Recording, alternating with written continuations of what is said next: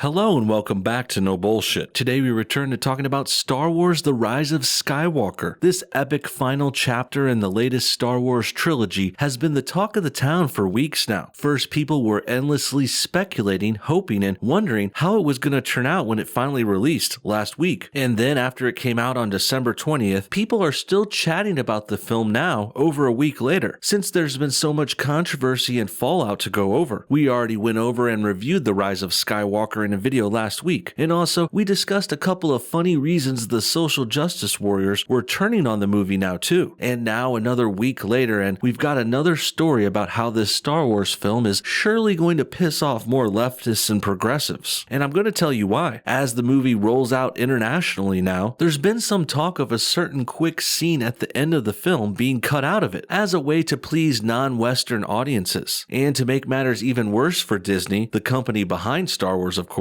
well, this scene was cut to please Asian markets right after it was just touted and bragged about as a way to entice domestic and Western ones. Yes, this whole kerfuffle has turned into another big mess for Star Wars and Disney too, so let's go ahead and jump right into the story and see what all happened. Before we get to this SJW moments removal though, let's first start from the very beginning of this issue, because if you've been following along with this story from the beginning like how I have, it gets rather interesting. First, about 3 or so weeks ago, leading up to The Rise of Skywalker's release, fans were teased with the idea that the new movie would be having some LGBTQ representation, or as I would call it, they're putting alphabet people in the film. As this article from Inside the Magic goes over, both the film's director and producers have hinted at something LGBTQ or alphabet positive happening in this new film. But way back at the beginning of December when this story started floating around, we still had no idea what or when or how this would be happening. Many suspected, or perhaps some hoped, that we would get to see two main characters, Poe and Finn, featured in the middle of this pic and on the left here. Well, many wanted these two main dude characters to hook up and be the first gay lovers of Star Wars. They've had a special and close relationship since the first film in this trilogy, The Force Awakens, so I could see why people would think this could happen, but they were certainly never romantic before, that's for sure. And looking back on things now, the Poe and Finn romance obviously didn't happen, but it wasn't for lack of trying. Not only did the pro-social justice warrior Star Wars newcomer fans in the mainstream media push for this intensely, but also the actors themselves seemed to be lobbying for their characters to become gay and woke too. For example, Oscar Isaac, the actor who plays Poe, he did a number of interviews and was featured in a number of articles saying he was ready and hoping to play a gay lover in this new movie, even going so far as to say people are too afraid when it didn't end up happening. And here also, Isaac even says, personally, I kind of hoped and wished that maybe that would have been taken further in the other films, but I don't have control over that, Oscar confessed in this article. And it seems like he was really trying to kiss up to the token black guy Finn here, but things didn't turn out that way as the films panned out. Finn actually ended up with his own love interest in the second film, but that was totally abandoned by the third one for good reason. People couldn't stand Rose Tico. And also, what actually happened to Poe's character in the new movie was quite the opposite of gay too. In Rise of Skywalker, they actually ended up giving Poe some backstory and a female love interest instead, which quite frankly I thought worked way better than the gay lover bit would have. But obviously this got the actor and the SJW fans rooting for his gayness a little upset. So if the Poe-Finn bromance didn't happen, what was the LGBT representation in this movie then? Where are the alphabet people coming from? You would think it might be something cool or significant by the way it was bragged about and promoted, but no. Actually, all that happened was two girls kiss each other at the end of the movie for like 2 seconds in the background. It's so quick and inconsequential, you could easily miss it if you turned away, went to the bathroom, or even just sneezed. I almost missed the kiss myself, but since these stupid articles and SJWs were talking about this woke scene all month, I couldn't help but wait for it and see it. And also, it just made me and others laugh out loud too, since it was just such a little bit that obviously only was put there to pander to the leftists. And so the filmmakers could brag about being woke in the press too. For an example of that, here's an interview with The Rise of Skywalker's director, Jar Jar Abrams. Here he gets asked about the same-sex kiss scene, and he's asked by a Swedish reporter who obviously is fawning over this moment exactly how Disney had hoped for. Check this clip out. There is a scene where two women, rebel women, kiss each other, and when I saw the film in Sweden, people started to cheer and clap and went like crazy. Oh wow. Happy, yeah. That's awesome. Yeah, that was. So how did that come about? I just felt like in this one scene of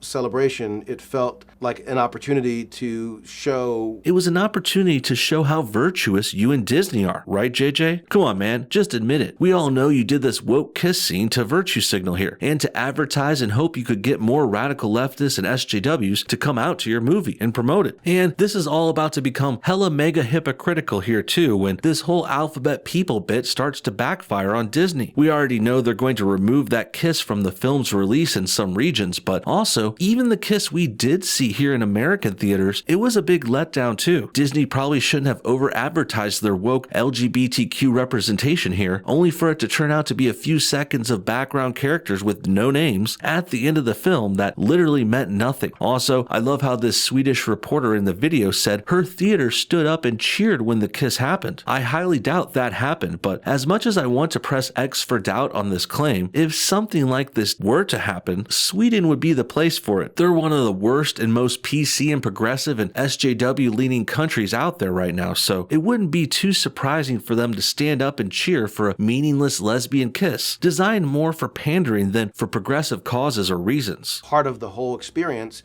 was to see a same-sex couple have a moment, together that was explicitly saying in this galaxy, everyone is there and is welcome. Doesn't matter what your sexual preference, doesn't matter what your race, what your species, whether you're organic, whether you're synthetic. Yeah, I'm sure there's plenty of alphabet people in space, guy. The SJWs might have to add a new letter to the LGBTQ initialism here, though, because R for robots might need to be a new option in the Star Wars universe. I'm not kidding. It was actually implied that one of the human characters from the last Star Wars movie, Solo, well, they were supposed to be having sex with their robot partner or something. L3 was that feminist girl power progressive robot in that film, and that situation was perhaps a precursor to this obvious SJW moment in The Rise of Skywalker. But as the YouTube channel Red Letter Media so eloquently put it in their latest Star Wars video, when you think about Disney and take in their whole picture, they're actually not really very progressive at all. They're what's now being called passive progressive, meaning they're so lightly progressive and they have so little to do with actually being that, it's almost not worth mentioning or even taking note of. Because although they love to virtue signal in America and the West, and they like to try and get woke and pander to PC audiences, and that's still a big trend in the marketing here, but in other countries it's not. Particularly, Singapore and Dubai are two locations that are not so SJW, and Disney feared showing them this new Star Wars movie while it still had the girl-on-girl kiss in it. So, as expected, and what we've been leading to in today's video, finally happened. Disney cut their woke kiss from a number of countries because they were afraid to show even a few seconds of gay characters in a place like Singapore, where alphabet people are now actually being oppressed. And it's illegal to be gay in some cases. And instead of standing their ground and being totally progressive and for LGBT alphabet people and their representation and rights, well, instead of doing that, Disney opted to remove the scene and cave in and show us they weren't really even about this issue very much in the first place. Hence the passive progressive title. An article from the New York Times has more details. It's called Disney Removes Same-Sex Kiss from Star Wars Film in Singapore. The scene which Disney cut to preserve a PG-13 rating in the conservative nation was the first overt appearance of gay characters in the Star Wars franchise. Okay, there's a few interesting takeaways we could get from this already. First of all, this gay kiss wasn't the first appearance of gay characters in Star Wars. I'm pretty sure C-3PO has been gay ever since the first film came out in the 70s. That or he might just be British. Either way, I don't know. I can't tell the difference. Also, Disney's willingness to cut the kiss from the scene to appease foreign markets like Singapore, well, that just goes to show they're not that interested or invested in standing their ground on these issues. And with that said, ipso facto, they don't really care about LGBT alphabet people and their representation or rights at all. As for the rights part though, this story does raise some red flags about gays being persecuted and or oppressed in foreign nations. But before we get taken away by that too much, like how the left and SJWs would like you to think, let's also keep in mind, no one is denying implying that alphabet people have issues in other countries like this. The problems arise, though, when these people and their supporters pretend they're being oppressed and they don't have equal rights in the United States or other similar Western nations. That's not true, and they've had equal rights for a long time here, and that's why people against this SJW stuff like us, we get annoyed with all that pride shit in the States because they don't need to protest or gain any more rights anymore. And before anyone tries to extrapolate or conflate gay oppression in Singapore with what's happening in other places, I'm going to go ahead and preemptively stop you right here and make things clear like I just did. Now, with all that said, let's read on to more of this story and see where it goes. A brief kiss between two female characters was removed from screenings of Star Wars: The Rise of Skywalker in Singapore, a country with restrictive laws against gay people. Though lasting just a few seconds and hardly a major plot point, the kiss between two minor characters was notable as the first overt appearance of gay characters in a Star Wars film. Disney cut the kiss to preserve the film's PG-13 rating in Singapore, according to reports. The applicant has omitted a brief scene which under the film classification guidelines would require a higher rating. A representative of Singapore's media regulator Infocom Media Development Authority told The Guardian. The next highest rating, NC-16, would have barred children under 16 from attending. Disney did not respond to a message sent on Tuesday. Well, this of course makes complete sense too, especially financially. Don't get me wrong here, guys. I do understand why Disney would do this to make money. Removing a meaningless 2-second scene to help get your product to more audiences makes good sense economically, but also at the same time, it doesn't match up with how Disney and Star Wars presented this initially. Had they not promoted this woke kiss scene and used it to virtue signal and try and court leftists to see their film, then cutting it wouldn't be such a big deal right now. But of course, they did do that, and Disney wanted to pretend they were all progressive and down with these causes, but that was all quickly undermined when they edited out this scene for foreign markets, effectively approving of places like Singapore, which has very strict anti-gay laws there. Reminds me of another story that went down earlier this year, but played out totally differently. Back in October, Chinese censorship came up and came to the forefront of public discourse for a number of good reasons. First, it was our favorite animated show South Park that brought up China and called them out for being restrictive and asking for Western media and movies and stuff to be censored for them sometimes, in order to access their large customer base. South Park even referenced Disney and Star Wars in that episode, because they have had a bad track record of doing stuff like this before, and now they're doing it again. And also, China has had a history of banning stuff they don't like all the time too, like when they banned Winnie the Pooh last year because he looked too much like their president and people were goofing on him for that. In addition, another similar story that happened at this time too was when Quentin Tarantino's latest movie, Once Upon a Time in Hollywood, had to cancel its Chinese release because people were complaining about his portrayal of Bruce Lee, a Chinese descendant actor who had a less than flattering appearance in his film. Sound familiar to anyone? Well, that's because Quentin Tarantino also had the opportunity to re-edit his film too, but instead of caving in like what Star Wars and Disney did with Singapore, Tarantino stood his ground against China, and he kept his integrity by doing this too, because he refused to alter his project back in October. But now, just a few months later, and Disney is caving in quickly and losing their integrity. And I would say their situation is even worse too, since what they edited out was their attempt at being pro-alphabet people and pro-SJW, and now we can tell they're not that at all. In the end, Disney really duffed up this move for sure. Not only is their new Star Wars movie failing a bit, at least with the critics and the fans, but also now they've got more controversy than they know what to do with. This one is particularly embarrassing too, since not only did they anger regular fans and anti-SJW types like us by getting woke and bragging about squeezing in this meaningless woke kiss, but also with them cutting it out now at the last minute, they're now going to anger the very leftists and SJWs they were trying to court with this PR move in the first place. Could have done better if they just left the whole thing out really, but alas, this is what we have to deal with now in the present. What do you guys think? Should Disney have promoted this girl-on-girl kiss in the first place? Did they cave in and show they don't actually care about these causes now, when they quickly cut the kiss out for Singapore's audiences in the last minute? Comment your thoughts on everything below, and thanks for watching No Bullshit. Hit that like button if you enjoyed this video, and we'll see y'all next time.